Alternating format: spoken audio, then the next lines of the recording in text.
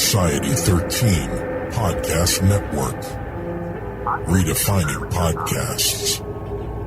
Society-13.com. I like to listen.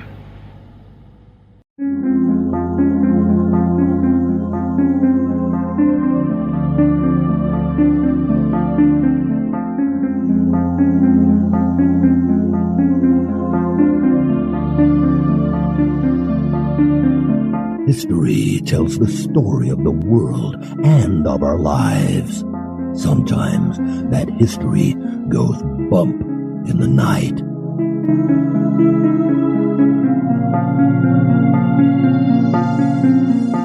Broadcasting from the center of oddity and the supernatural in Central Florida, it's the History Goes Bump podcast. Hello, you spooktacular people. Welcome to this 141st episode of the History Ghost Bump podcast. Ghost tours for the theater of the mind. I am your host, Diane. And this is Denise. And we are going to New Zealand on this episode. I believe this is our first location in New Zealand. I think so as well. And I really wish that we could have gone and researched it in person. No kidding. This is definitely something we've added to our bucket list. This was suggested to us by our listener, Erin Olivia, and that location is Waitomo Caves Hotel. This is an exciting episode for us because we have a little bit of a connection when it comes to the Maori people, which we're going to have to talk about in order to talk about these caves. We're going to be going down some rabbit holes on this show because you can't talk about the Waitomo Caves Hotel without talking about the actual Waitomo Caves. And officially, they're called the Waitomo Glowworm Caves. So we're going to be talking about glowworms. We're going to be talking about these caves, the Maori people, the haka. We're going to get into a lot of stuff, and I think we're going to have fun sharing it with everybody. It's going to be a great time. Now, when you're talking about glowworms, are you talking about that little thing that kids used to take to bed that they advertise and it would sing songs and light up? As a matter of fact, you can still get one made by Play School. Perfect. All right. I believe it plays little nursery rhymes or something. The reason why this kind of hits home for us, or a little soft spot in our hearts, is we were in Hawaii almost 20 years ago. And we were there for an international instructor seminar for Taekwondo. And one of the people who was there was Senior Master Birch. And he had brought a group of his students from Australia with him. For those who don't know him, some of our listeners are part of our Taekwondo circles. But Senior Master Birch was an instructor and the head of the Taekwondo organization in Australia. But he himself was born Maori. So he is from the Maori tribe and had amazing stories to tell and was just one of the best storytellers I've ever heard. And so we were at this luau and we were sitting across from him and just listening to him regale us with these tales. So it was the first time I had ever heard of the Maori people. And so it was just fascinating to listen to him tell the stories. So we're going to bring some of those stories to you on this episode. I did want to just take a moment to honor Senior Master Birch. He is no longer with us. We lost him barely just over a year ago. And so he definitely left his mark on this world in the Taekwondo family as well as throughout the world. He just was a great, great guy. And so I guess in some ways we could actually dedicate this show to the late Senior Master Birch. Sounds good to me. Before we get into doing that, we want you guys to check out our website, historygoesbump.com. And Denise, if people want to send us feedback, where can they do that? They can do that at historygoesbump@gmail.com. Also want to let you guys know it's 15% off of everything at the History Goes Bump Emporium. This is through to August 11th, 2016. You just need to put in coupon code KEAT16, all in uppercase. Or when you're on the actual Emporium, it's up in the top right corner. It says 15% off of everything. If you click the arrow there, it'll have a little drop down. You can just add it right then to your order. We want to thank Megan, Richard, and Katie for your suggestions. And as you guys heard, there's a little bit of a different bumper for Society 13. It is the podcast network that we're a part of, and we are really excited. It's been growing by leaps and bounds, and we've added our friends from Just a Story and Audio Dime Museum have joined us in Society 13. So welcome to them. And speaking of Society 13, we have a fellow podcast over there called The Abracast. It is hosted by John Towers. It's brand new. Some of you may have listened to John Towers' previous podcast, which was Red Horse Radio. He asked Denise and I to be on there for an interview, and we did so. And we will share the link in the show notes of today's episode if you guys would like to tune in and hear both of us talk about the podcast and some of our ghostly experiences that we've had and other good stuff. We did get a comment over on the website from McKenna. Hi, guys. Just wanted to say how much I love your show. I'm studying to be a mortician, so it's nice to have people who are just as interested in bizarre things like me.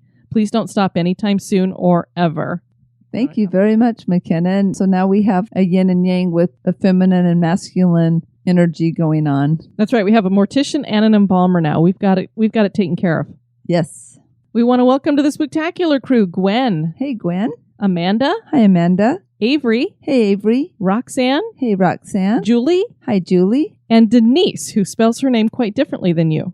And hello, Denise, who spells your name quite differently than me. It's Deneice. Pretty cool. All right. Are you ready to go to New Zealand? I most certainly am. Let's do it.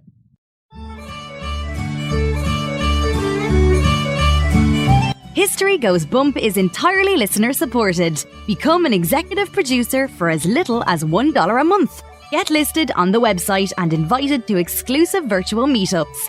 For $5 a month, you get that and exclusive bonus content like the Haunted True Crime bonus cast. For $10 and above a month, you'll get all that plus awesome History Goes Bump gear. Check out patreon.com/historygoesbump, or you can support us via PayPal. Click the Support the Show tab at historygoesbump.com for more information.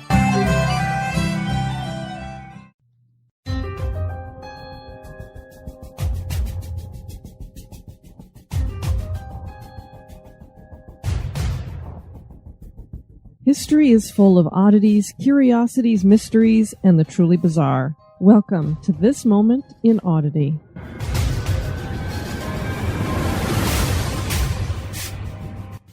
This Moment in Oddity is brought to us by Bob Sherfield. George Wyman crossed the Sierra Nevada following a route from San Francisco to Reno in 1902, and during that journey he decided to do something amazing. He had made this current journey so that he could race on his motorbike at a county fair. The motorcycle he rode and hoped to race had only 1 1/4 horsepower. During the ride, Wyman realized that no one had ever traveled across the USA in or on a motorized vehicle, and he decided to be the first to achieve it. Wyman departed San Francisco on May 16, 1903, leaving from Lotta's Fountain on the corner of Market and Kearny at 2:30 p.m. He had promised the Motorcycle Magazine, a periodical of the time, that he would document and publish an account of his journey. He rode a California motobike that was, for all intents and purposes, simply a bicycle frame with an engine motor attached to it.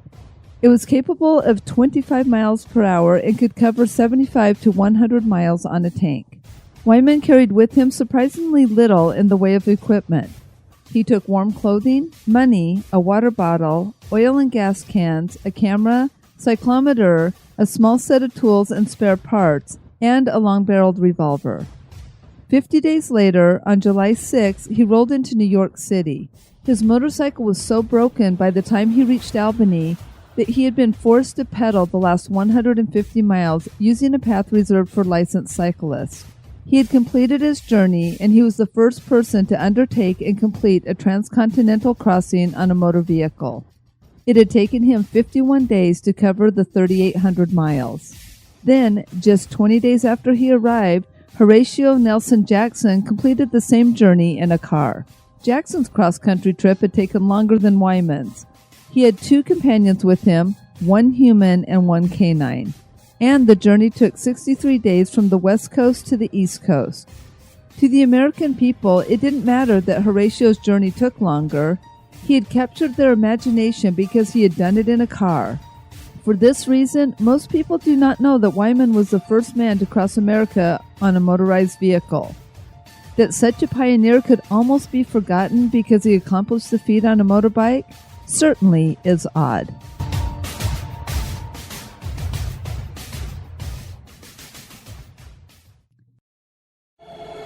Pull the covers up tight. That chill you feel isn't the air conditioning.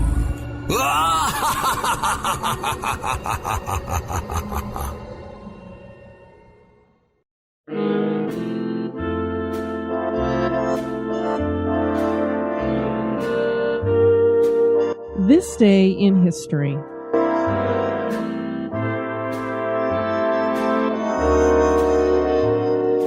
This Day in History is by Kristen Swintek. On this day, August 7th in 1794, U.S. President George Washington invokes the Militia Acts of 1792 to suppress the Whiskey Rebellion. In hopes to reduce the national debt which was incurred during the American Revolutionary War, Treasury Secretary Alexander Hamilton imposed the first tax on a domestic product, distilled spirits. Whiskey was the most popular distilled drink in the 18th century, and this tax became known as the whiskey tax. This tax was resisted by farmers who distilled their grain and corn into whiskey and used it to barter. Many of the resistors were also war veterans who believed in the principles they originally fought for: no taxation without local representation. Throughout western Pennsylvania, federal officials who attempted to collect this tax were met with violence and intimidation. In July of 1794, 500 armed men attacked the home of Tax Inspector General John Neville. In response, Washington sent peace commissioners to negotiate with rebels and called on governors to send militia forces. With 13,000 militiamen, George Washington rode at the head of the army to suppress the insurgency. The rebels left before the army's arrival, and there was no confrontation. The Whiskey Rebellion showed that the new U.S. government had the will and ability to repress violent resistance to its laws.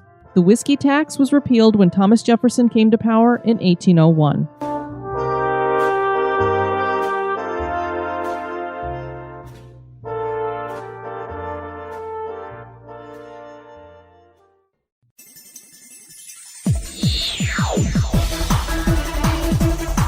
You're listening to History Goes Bump.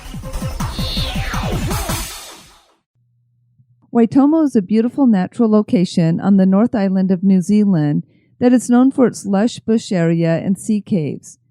The original people of this land, the Maori, have developed a culture rich in legend. A main draw for the people from around the world are the Waitomo glowworm caves. The caves are not only known for their natural beauty, but for the creature for whom they are named, the glowworm. A popular tourist destination needs lodging for its visitors, and that is where the Waitomo Caves Hotel comes in to fill the need. The hotel has existed for over 100 years. Situating a hotel in a land rich with lore, limestone, and strife has led to rumors of this hotel being haunted. Join us as we share the history, lore, and hauntings of the Waitomo Caves and their hotel. Waitomo is a Maori word that means stream which flows into the hole in the ground.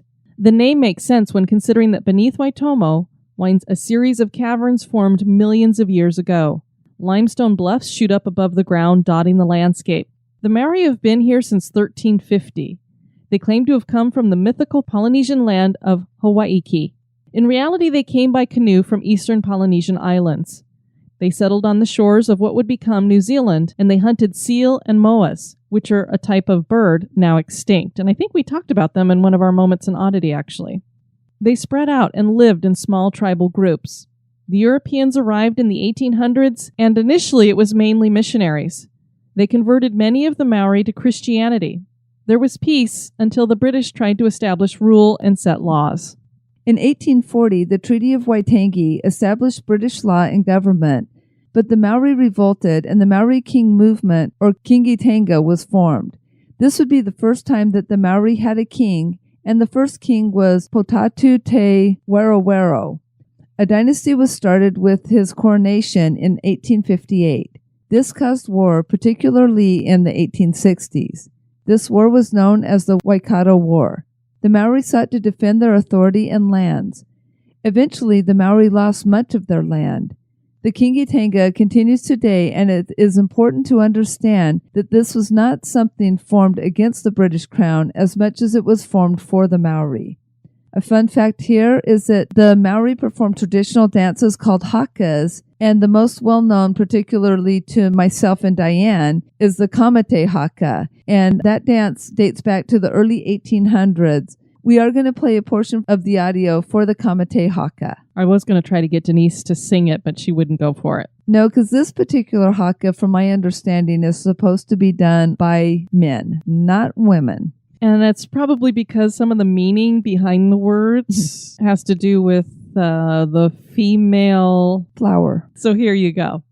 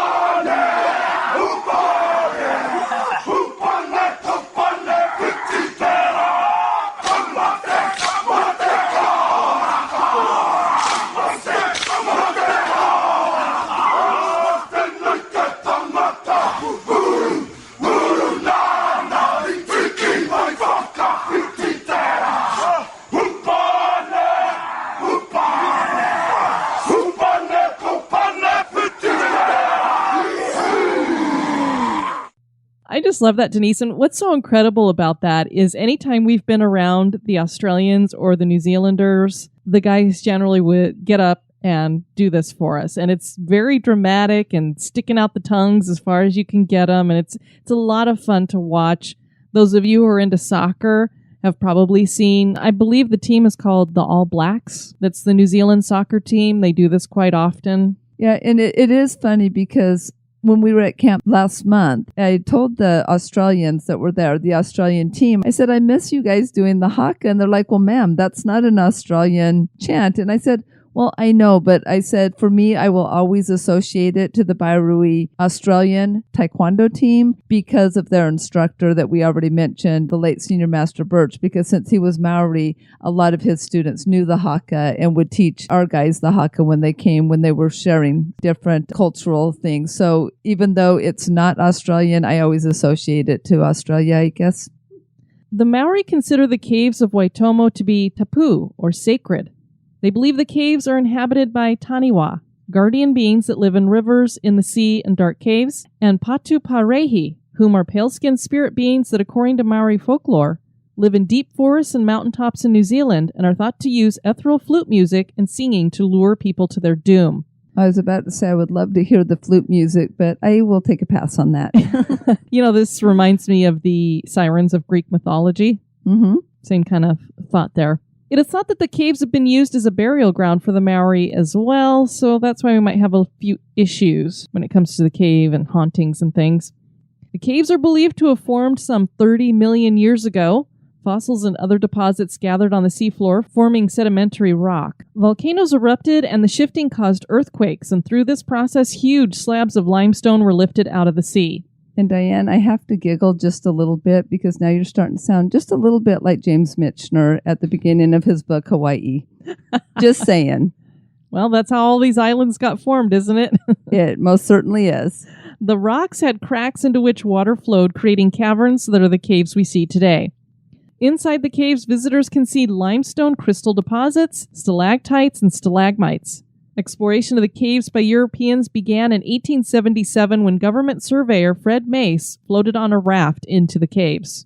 That would be scary and very cool at the same time. Yeah, caves are always kind of touchy because you don't know where they end and are they going to get really narrow so that you can barely squeeze through. And the thing that amazes me about people who, they're called spelunkers, right? I love that word. But that go and explore caves, sometimes when they can barely squeeze through, they go anyway. I'm like, are you nuts? Or you don't know if water's going to come or you're going to drown. Yeah. I know. I'm like, a big opening I'll go into. But like, if I can barely fit through, my cave exploration is done. I agree. The caves are home to the glowworm. The caves are perfect for the glowworms because they are sheltered in a damp area where a river brings plenty of insects for food. These glowworms are the larvae of a species of gnat called the Arachnocampa luminosa. This gnat is unique to New Zealand and resembles a maggot, growing to the size of a matchstick. They glow because their tails are bioluminescent. Oxygen in the air reacts with a chemical that they secrete, and the result is a glowing light that appears to be bluish in color. They trap their food in a similar way to spiders by spinning a thread and then using their light to attract the bugs who become caught in the threads. I had no idea that glowworms spun threads to catch their food like a spider, but that must be why their technical name starts with arachno. Oh, that's very true. And the funny thing is, we'd mentioned it earlier, but I had no idea that Play School toy glowworms were actually based on something real until we did the research for this.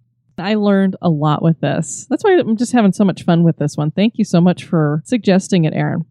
The Waitomo caves were first discovered by the Maori, and it would be local Maori Tane Tanaru and his wife that would build a hostel near the caves for lodging.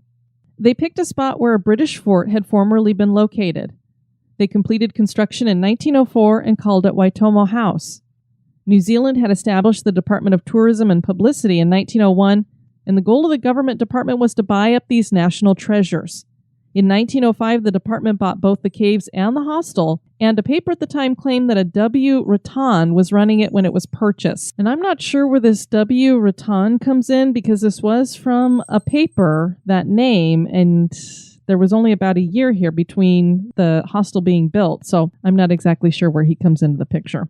The hostel needed updating, so wood was brought in via horse-drawn carts, and utilities were equipped in special ways since the location was too remote to be hooked up to town supplies. Running water was pumped in from the Waitomo stream, and electricity, which was a luxury at this time, was generated by a dynamo powered by a petrol-driven motor engine. This was completed in 1908, and now the lodgings were called the Government Hostel at Waitomo. The architectural style is Victorian, and it has similar features to the mountains chalets of Europe, and was designed by architect John Campbell. Guests were moved about by coach, which was great in the summer, but during the winter, the muddy paths forced the hotel to have to pull the coach through the quagmire. The original structure still stands and is called the Victorian Wing today. When looking at the hotel, it is clear that there are two distinct buildings. The original hotel was proving to be too small to manage all the tourism. It only had 6 bedrooms, so many times visitors would have to share rooms with total strangers. That would be awkward. Yeah, I don't think so. It's bad enough if you have to share like a bathroom down the hall. What do you do? Flip a coin for the bed? Here's your sweet mate. And you're like, hello? Hope it's a king-size bed. And when there were too many people for that arrangement to work, tents were set up outside. So I don't know. I think I would probably rather stay in a tent outside than with a total stranger. But then again, this is New Zealand, which is probably more jungle-like than even down here in Florida, and I have enough trouble with snakes here. So a new addition was completed in 1928, and it is known as the Art Deco wing today. It features concrete pillars and was built in the Cape Dutch style found in South Africa and designed by architect John Thomas Mayer. This style has roots in medieval Holland and Germany, and most buildings built with this influence have a large, distinctive front gable. The outside is clay with lime mortar, and then the entire surface is whitewashed. It reminds us of old missions. So if you look at the picture that we have included with the audio today, you'll see that it has that kind of the one side. It is a very unique building because you got the Victorian on the one side and old mission on the other. This addition added 24 rooms to the 6 in the Victorian wing. A large kitchen and dining room were added at this time as well. In 1990, the government decided to sell the business, and the hotel has transferred ownership multiple times. Wellesley Hotels and Resorts own the property today, and they have been conducting an extensive renovation of the property, which was in desperate need of that according to reviews all over the internet. They've added a spa and relaxation area, and most public areas have been refurbished, including the reception and dining area. There are now 33 rooms, and each has their own private bath. And another fun fact with this hotel is you can see the Southern Cross from the hotel. This constellation was immortalized by the Crosby, Stills, and Nash song Southern Cross. And I'm sure you're all familiar with the line, when you see the Southern Cross for the first time, you understand why you came this way. When you see the Southern Cross for the first time. I'm not going to sing it. A land steeped in legend that has experienced strife can sometimes spawn stories of hauntings of both the nefarious and sublime. The Waitomo Cave area and the hotel are reputedly quite haunted. While the hotel would have you believe that the only thing guests will experience is peace and tranquility, the possibility of cold spots, bathtubs dripping blood, and encounters with dubious shadow people is quite a possibility. Staff may be unwilling to detail their experiences, but enough of them and enough guests have encountered supernatural occurrences to put this hotel on the paranormal map. Room 14 is one of the haunted locations at the hotel, and its story was inspired by a Maori legend. This tale dates back to the war between the Maori and the British. One of the daughters of the Maori king had fallen in love with a British soldier. They would meet in secret, and it was while she traveled to the British fort for one of these rendezvous that she was killed after being mistaken for a warrior. Her spirit has been at unrest ever since and haunts the former fort's area. A young male guest was staying in room 14, and he suddenly felt the icy chill of a spirit he believed to be this Maori princess. He told several guests later that day of his experience, and he was quite shaken. Later that evening, he ended up committing suicide. Some say it was by hanging, and others claim it was by slitting his wrist. Stories that the bathtub in room 14 is seen dripping with blood back up the slitting of the wrist theory. The young man's apparition is seen both in room 14 and outside wandering the hallway. So one has to wonder, did he decide to commit suicide because he was already depressed and that was kind of his point in being here? Or was there something about that interaction with the spirit of that supposedly Maori princess passing through him? Did it do something to him? I don't know. The Maori princess not only is reputed to have visited this room 14, but she has been witnessed walking around the Victorian wing of the hotel, which features the honeymoon suite. She also seems to like the attic, and people claim to hear her moaning in there. She frequents room 12 as well, which is next door to room 14.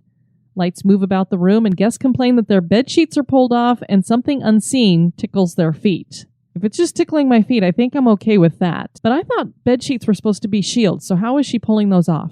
I don't know. A lot of the ghosts come at the bedtime, so I don't know how they're ever shields. Another room with activity is room 12A. That actually is room 13. A lot of people might say, how do you go from room 12 to 12A to 14? Superstition, of course, as most people know, prevents hotels from labeling floor 13 on the elevator. Same thing with the hotel rooms. They don't want to number it 13, so it became 12A. Talcum powder spilt on the floor by investigators reveals footprints later on, and objects within the room are moved about. A little boy spirit named Daniel is heard giggling in the halls, and his spirit is seen skipping sometimes. Little children complain about a child that is picking on them that parents cannot see. It is believed that Daniel was the son of a maid at the hotel in the 1930s. The hotel had a small cluster of rooms that catered to the staff, and a hallway that connected these rooms to the kitchen and restaurant was dubbed Cat Alley. Daniel was skipping through Cat Alley and popped into the kitchen where he hit a pot of boiling water that came crashing down on him, scalding him horribly. He eventually died of those injuries. This Cat Alley is where Daniel is most often seen. These hauntings all seem rather tame, but there is a malevolent spirit here, usually found in room 25. The staff dislike entering the room and claim that they feel sick, and the energy in the room feels oppressive. Disembodied screams are heard, and objects are moved and sometimes thrown. No one is sure who haunts this room, but it has been surmised that a former head staff member that has taken ownership of the building is to blame. They seem to want to keep order in the Art Deco wing. Several paranormal groups and TV shows have investigated the hotel. The Haunted Auckland and Strange Occurrences teams are a couple of them. One of the members of the teams reported this weird experience in room 14. Quote, I heard sounds of wind being disturbed as if a bird with very soft wings was flying around the room. End quote. This same individual felt strange in room 25 and said, quote, at a spot in the middle of the room and at the foot of the leftmost bed, I felt a massive sinking sensation, like when you go over a bump in the road that leaves your heart in your mouth. It felt very different in there to other parts of the hotel. This was my first feeling of dread in the place. Until then, we had felt embraced. This felt uncomfortable, more in that room than in the bathroom, and definitely more in that area of the room, end quote. Another investigator named Barbara was staying in room 12A.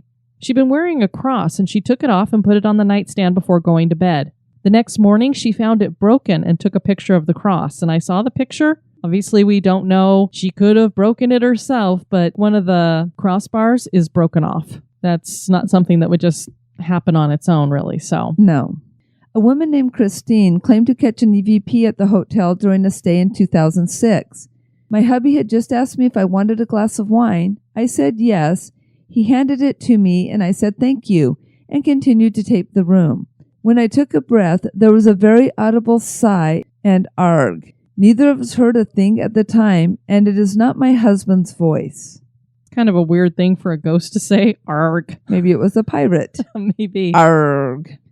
Joanne on TripAdvisor in 2012 said, I could not sleep as every noise played havoc with my mind, creeping floorboards all night long, footsteps coming from the room above, and then around 1:30 a.m. I heard a strange moaning, crying coming from the room above. I woke my partner up so scared and he said to go to sleep. It must be a dog, but I knew there were not dogs here at the hotel, and the noise was definitely coming from the room above. When we returned from our holiday, we examined the photographs, and this one in particular caught our eye. The photograph was taken in daylight by a digital Nikon SLR camera. No flash was used. There appears to be an orange glowing ball in front of us, and above our room where we stayed, there appears to be a strange green light top center a little to the left. The Waitomo caves seem to have attracted more than just the tourist. Do spirits reside here in the afterlife? Is the Waitomo Caves Hotel haunted? That is for you to decide. Well, I don't know if it is, but this location is on our bucket list. Oh, yes, it is, because there's not only this, but many, many things I want to see in New Zealand. Yeah, we got to go see Hobbiton. Yes. We got to go see these. Yes.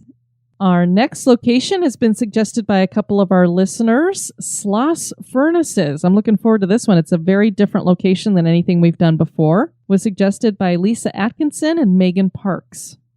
We have a couple of reviews to share from iTunes. And I love this user's name, Denise. 5 stars from Goofy Scal. Uh-oh. Competition. I have something special here for you, Goofy Scal. Gorge. It's a little button I have on my desk that has Goofy. All you gotta do is push it. Gorge. Anyway, Goofy Scal says, a must-listen-to podcast. This has quickly become one of my favorite podcasts over the last few months, a nice blend of fun, informative segments covering interesting oddities, dates in history, and neat feature segments covering historical places with hopefully found paranormal activity. It's even better with the hosts Diane and Denise, who have a great rapport with each other and make their listeners feel like friends. You guys are our friends. Bigger kudos to them being Disney fans. Yay. In regards to the haunted Disneyland episode, the Widow's Walk is found on the Dream Suite located above the Pirates of the Caribbean ride in New Orleans Square. The Dream Suite was originally intended to be an apartment for Walt to entertain VIPs, but was never used after Walt's passing. It remained closed for several years before becoming the Disney Gallery from 1987 to 2007. In 2007, the Disney Gallery was then moved to Main Street. The apartment above Pirates of the Caribbean is now the Disneyland Dream Suite, and I want to stay there. Yeah, I'm wondering if that's like our Cinderella suite, the suite in the castle at Walt Disney World, where it's like only a giveaway. You can't actually book it. And then we've gotten another review from Australia. This is from Max Indy. 5 stars. Brilliant. Excellent podcast. Currently working my way through the whole catalog of History Goes Bump. Makes the workday disappear in a fun blur. Great host. Interesting topics. Keep up the great work. Well, thank you, Max Indy. We appreciate that. We appreciate all of you guys tuning in for this episode. I have been your host, Diane. And this has been Denise. You take care now. Bye-bye. This episode has been brought to you by our executive producers. We'd like to welcome new executive producers, Amanda Griffith and Mally Frias. Thanks. Be sociable. Drop the chain rattling, neck biting, and shape shifting. And join us on Facebook and Twitter at History Goes Bump. Like the page and follow us.